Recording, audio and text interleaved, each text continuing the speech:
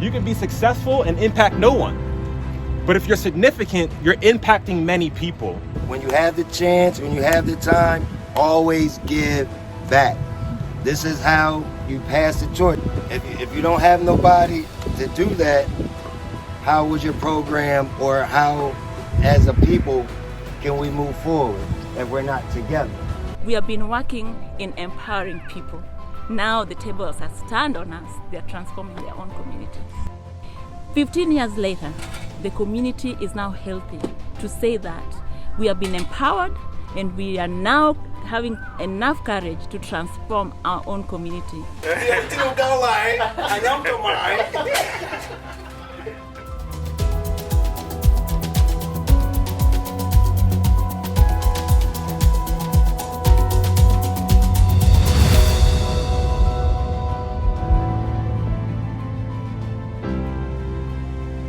Merry Christmas and welcome to Diaspora Live. My name is Pasil Telewa. And I'm Chris Omala. Merry Christmas to you wherever you are, from home and abroad. We hope that your day is going on well. Welcome to our Christmas special. Thank you so much, Chris. Talking about Christmas special, we understand Christmas is a season of giving or being kind to the other person. I'm aware you took part in a number of charity events, and I would like you to tell our viewers what really happened. Indeed, Pasil, I took part in 3 events, 2 events back in the US. One of them was really participating in a 5K run. This is the community coming together to raise funds to support some charity in Nakuru. And also I took part in a Nyamachoma event organized in honor of the visiting people from Water is Life in Kajiado. So as you know, the spirit of giving and the spirit of Harambee is well and alive back even in the US. I hope you enjoy this bit of us. That's awesome. Many Kenyans living abroad, especially those who are gainfully engaged in any activity that earns them a decent livelihood, consider themselves very lucky. They are constantly aware that they live in countries that afford them countless opportunities to prosper and develop not just themselves, but their folks back at home as well. I am here so that we can celebrate the 10th anniversary for Emmanuel Orphans, which is a non-profit organization formed by a few Kenyans here in the diaspora.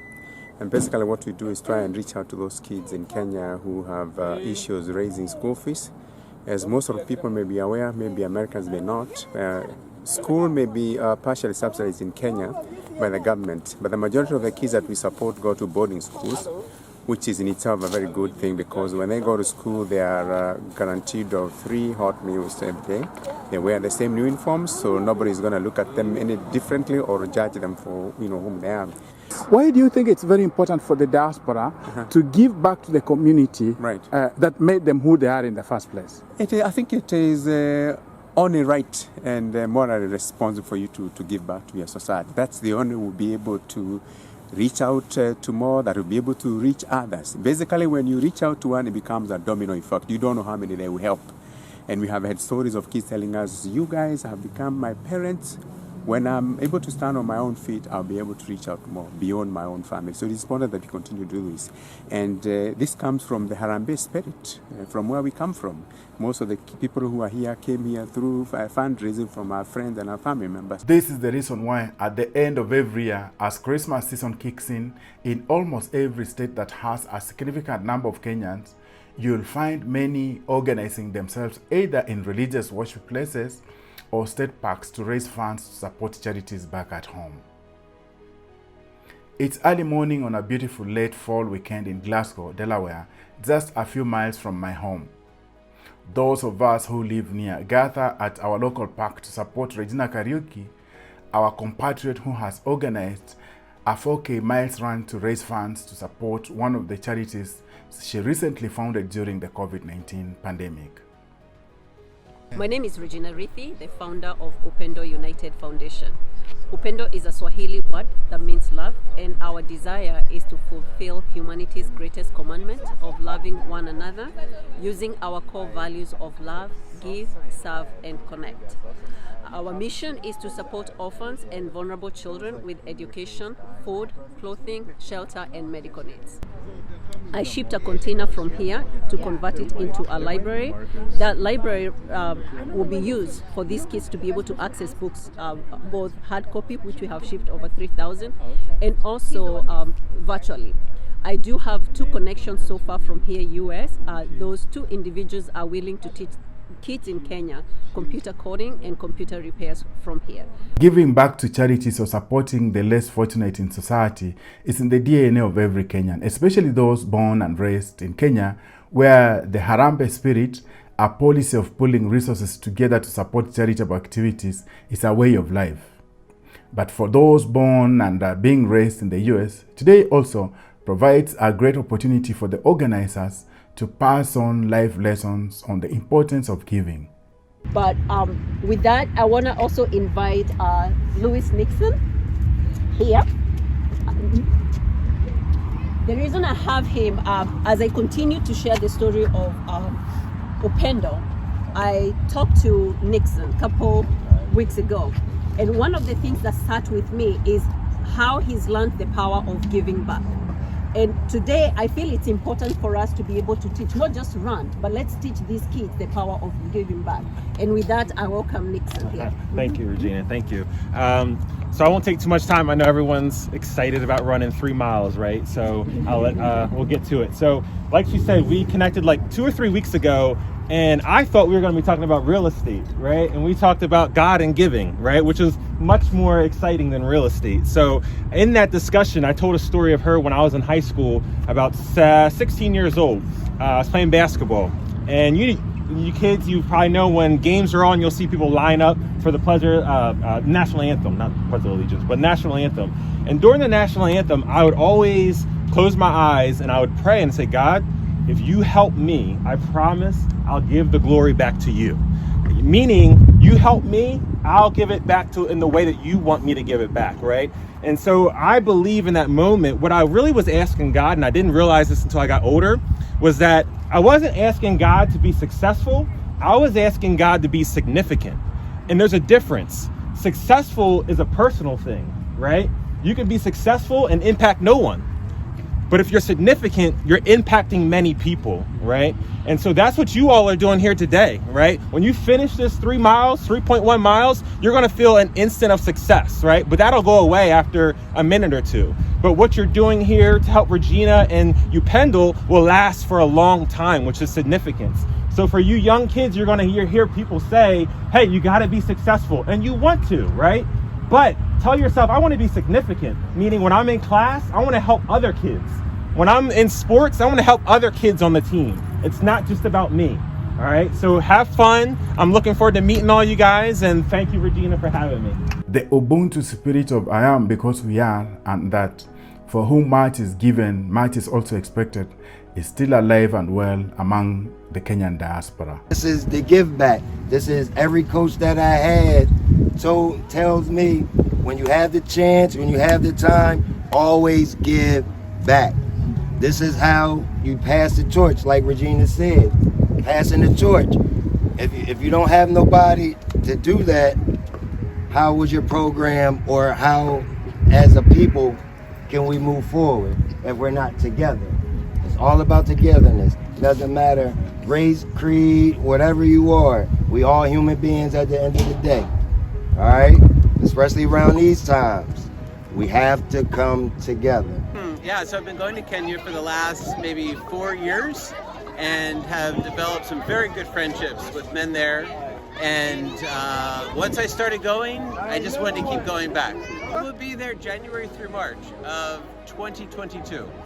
So, oh, great. So, yeah, you'll find me there. I'm escaping all the snow here. Yeah, this crazy guy, he's coming to the snow. I'm running away from the snow. So I'll look for you. Or you'll be in Nairobi. Baba na mama, rafiki wote. Hi. He has forgotten Swahili, so he's like, hi, I'm Jumbo.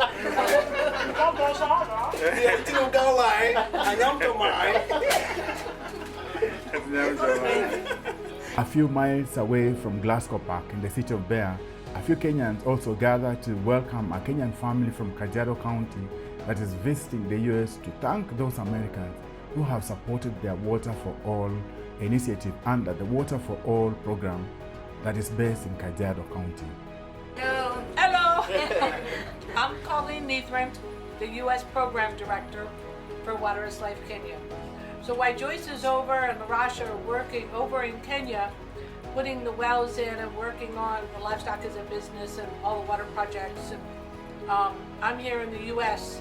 with volunteers and a couple of part-time people that we work to help raise the funds. Today, though, no money is being raised here. Rather, some nyama choma for guests who know so much about goat meat. Today, they're just letting a great evening full of laughs. Welcome back to the show. Now, Chris, tell us, how was your experience spending your time with the kids? They were children, right? In Kisumu. It's actually, this is a charity based in Nyalenda in Kisumu. Yeah. We've been, as the Kenyan community, we've been supporting this charity for more than 10 years. And personally, I've covered events concerning that. So I took time as part of my Christmas charity giving, spend time with the kids, just to know about how the charity has grown.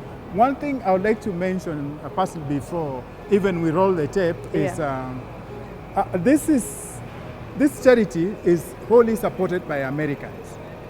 And what has happened is that it started as a small place, but they have completely transformed the village. Amazing. So it goes even beyond the initial orphanage, now affecting the whole region, in fact, almost to a county.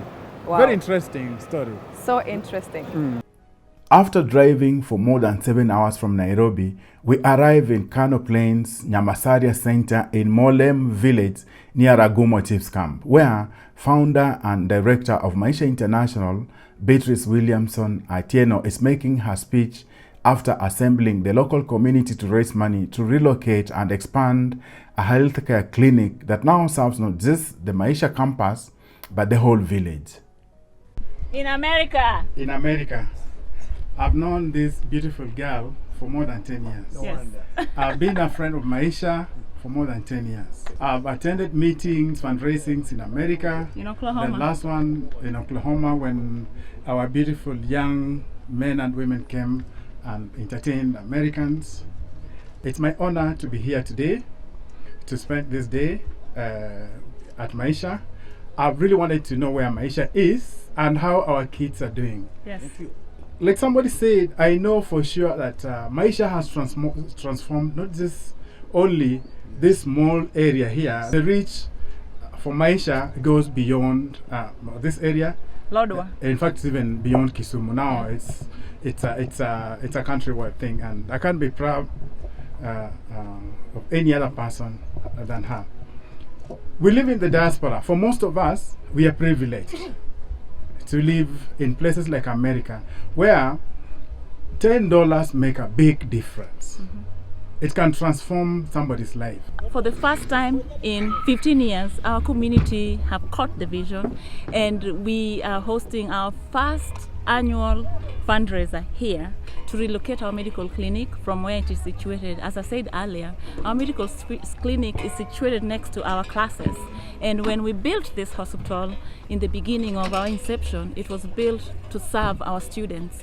But there's no hospitals around us here that is better than what we are serving. So we opened our hospital for the community, and because it is where it is situated, it is not very much okay for the hospital to run just as adjacent to the school. So the community has taken charge, and they are passionate about doing their first building project without donor funding. And I want to repeat that. 15 years later, the community is now healthy to say that we have been empowered, and we are now having enough courage to transform our own community. And that just blesses my soul to death. It blesses me. You can never rely on donor funding. Mm-hmm. Remember what happened during COVID? Yes. What would have happened if Maisha just relied 100% on donor funding. We could have been closed, yeah. We could have been closed right now. Like, legitimately, we could have been closed. So many NGOs and so many small community-based organizations like Maisa, their doors are closed. But because our community embraced and took ownership for what is happening here on ground. During COVID, we survived COVID. There's not a single person in this complex that have been diagnosed with COVID. We have not had a single death of COVID. But we are so blessed because with the ability of our community embracing what they have here and not looking at this is somebody else's thing, they claim it, this is our thing, they are now giving back to their own community. On this fundraiser today, Chris, I'm really blessed because I am seeing our own fellow students that are still in college right now and in secondary school, doing Arambe today. They're giving 50 shillings. I was shedding tears to hear a name like Enoch Ocello. This is a very impoverished boy in this community. He is graduating college right now, but Enoch is I would say that if you know those people who are pathetic of the pathetic, that's where this boy has come from. And he gave 500 shillings because he knows that is his very best. It blessed me, and it reminded me in the Bible when the woman that did not have much and just took for Jesus oil and said that this is all I have. This is my greatest treasure. And so when you see students embracing the vision and they know where they came from, I was rejoicing for 50 shillings that a student brought and wrote. Not that I did not embrace the 100,000 or 200,000 that was or pledges or whatever, but that 50 shillings was his very best. It was his very best today. So the community has caught the vision and they are transforming their own community. If you look at our mission statement is, we are committed to empower people to transform their community. We have been working in empowering people. Now the tables have stand on us. They are transforming their own community. Beatrice and I have had long and reflective conversations about involving the local community when it comes to charities that raise majority of the funds from foreign donors. This is not just a smart move to ensure that the community embraces and owns the projects, but it also guarantees sustainability in the event donors pull out for whatever reasons. It was therefore gratifying to see how seriously Beatrice is taking this initiative. It is important for the diaspora to give back because all of us diasporas, maybe just a few, but majority of us are diasporas. When we went to US, somebody helped send us there. Personally, me, when I was coming to US, my ticket, we did a fundraiser in this community and I was raised for $180 from this community. They raised that money, 180. That was only 18,000 shillings at that time. So that means that when I was coming here, I left my parents on debt because my dad had to go look for a loan somewhere for me to get that air ticket. So I want to encourage my fellow diasporans. Do not forget where you've come from. Think about paying forward. Think about giving back to your own community where you've come from. And if that community is not existing, find communities like Maisha where we can embrace the support and you can track where your support goes to. If you have an organization that you're supporting and you have bright girls that are in danger, I want you to come. Let's share our dormitory. Let's put kids in this safe space so that they can have a conducive space to live and a conducive space to go to school at. Don't wait until you have it all, because we will never have it all. Just start now. This community-based organization has expanded to an NGO organization because we are serving children in this complex today from Kibera. We have Elizabeth. This girl was doing her homework while she was selling njugu, peanuts. This njugu, you roll it in the thing and you put it like that. And I'm seeing that, and she's legitimately doing her homework because her mother had broken her leg in an accident, did not have money to go to the hospital. Elizabeth has been here for 3 years now and is thriving to the most. That's why it is important, us as diasporas, to always think about where we came from. And I keep saying that because that is the only simplest way I can really say it. Don't forget where you come from. Don't just see things we see around or even on social media and just brush it off that, that doesn't matter to me because it doesn't concern me. It concerns you because that is your neighbor. Our medical clinic is situated right next to our school. Before, it was designed to serve our school. Right now, it is open to the community. It has a ward of 35 beds. It's open 24 hours.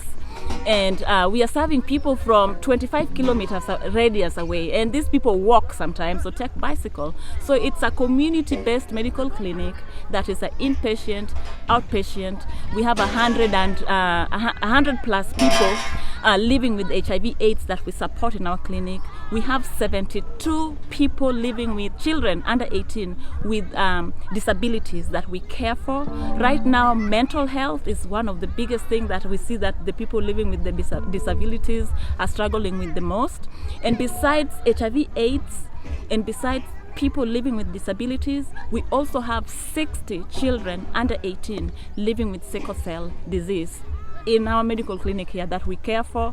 We sponsor this group of vulnerable people with NHIF health insurance so that they can have ability to, anytime they're sick, don't have to be sitting at home because they don't have money to go to the hospital. They have an insurance that they can just go to the hospital, not just Maisha, any hospital.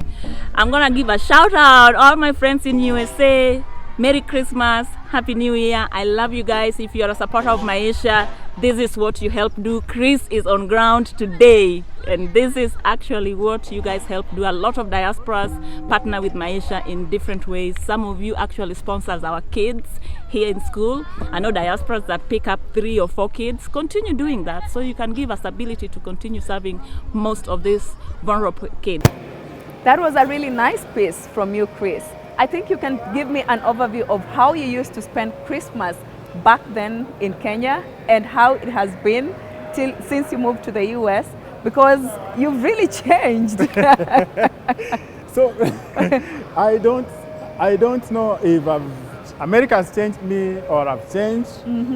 But again, you know, Christmas in America is very different from Christmas in Kenya. Oh yeah. Remember the days when we really were very excited about Christmas. We looked forward to a new outfit, new shoes. Yeah. Good food, for instance. Exactly. You know, I'm from Ingo, so kuku that day was in plenty. But in America, what happens is that Christmas falls during winter. It's very cold. Majority of the people won't even leave their houses to go out and enjoy Christmas because it's either snowing or it's freezing. So that's the difference. And another thing I noticed the difference was that, you know, back at home, for instance, you see this tree, Christmas tree, is made of cypress. Oh yeah. And I kept on wondering, why do we have so many trees? Why only cypress?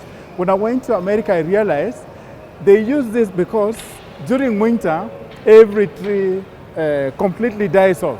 The only tree that remains is cypress. So that's at least some of the anecdotal differences between Kenya and America. Yeah. You know, for me, Christmas meant good food, because when the year begins until it ends, you look forward to the year ending, because you know that day there's going to be some chapati, you know. We're going to have perhaps some sausages for breakfast and eggs, things that we never used to have on a daily or normal occasion. So Christmas meant so much because there's hope for new food, you know, new and good food when you're a baby. And if you are lucky, will be bought for clothes and shoes. And so Christmas really, you know, was an occasion to look forward to. And of course, as they bought you those clothes and shoes, you have to go to church, Chris. I don't know if you do the same thing. I do. Definitely I'm still Christian. I'm still Catholic, so I go to church. Yeah. And but you know, the most important thing, before we forget, is that this is a period of giving to those who are not as privileged as we are. Because can you imagine a society where you just have only the rich, and the rich that just take care of themselves? That's why this story about giving back is very important to us, as not just as a show, but as a country, because even in the Bible, God asks us to take care of those ones who are not able to to take care of themselves. That's why this show is very important, and this episode specifically, we thank those ones who have participated, and we ask you, wherever you are today, please celebrate, but remember that there are those ones who don't even have a meal today as we celebrate the birth of Jesus Christ. Thank you so much. That's all we had for you today. Make sure you join us again next time, same place. I would repeat, it's gonna air every Saturday, 5:30 p.m. Kenyan time on KTN News. We don't want you to ever miss an episode. And follow us on our social media handles at Diaspora_live on Twitter, Facebook, and TikTok. And you can follow me at Pasil Telewa on Instagram and Facebook, Pasil Telewa. And let's meet. Let's make this conversation as interactive as possible. Thank you very much for sharing your Christmas with us today, sharing your time, your resources. Hope to see you again next week as we bring you more stories from the diaspora. Until then, Bye-bye. bye-bye.